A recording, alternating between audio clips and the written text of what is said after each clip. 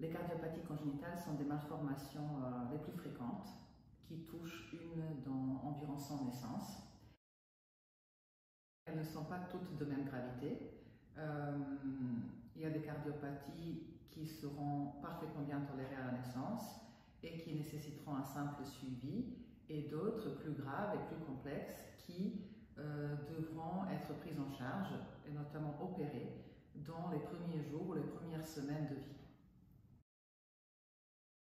La plupart des cardiopathies sont dépistées, donc diagnostiquées avant la naissance. Il arrive aussi très souvent qu'on nous adresse les enfants après la naissance pour bilan de souffle. Et à cette occasion, on peut diagnostiquer une cardiopathie. Il arrive encore, et pas rarement, que des cardiopathies légères et bien tolérées sont diagnostiquées à l'âge adulte.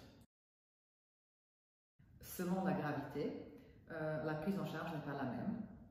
Certains enfants auront besoin d'une intervention chirurgicale dès la naissance parce que leur cardiopathie n'est pas compatible avec la vie, et d'autres qui seront plutôt bien tolérés et qu'on pourra suivre pour proposer des interventions plus tard dans la vie. Grâce aux énormes progrès de la prise en charge, maintenant plus de 90% de patients vivent à l'âge adulte et ont une vie tout à fait normale. Peuvent faire du sport, fonder une famille, travailler, et nécessitent par contre un suivi à vie parce que ce sont des cardiopathies qui sont réparées mais pas guéries.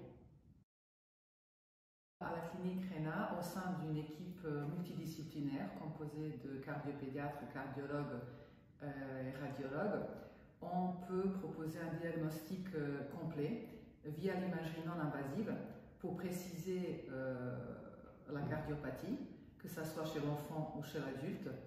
Et on peut également réaliser les examens par cathétérisme cardiaque.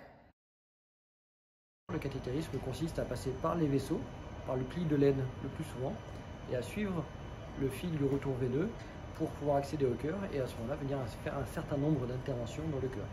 Et cela de façon donc mini-invasive, sans avoir besoin de faire une réelle intervention chirurgicale à cœur ouvert.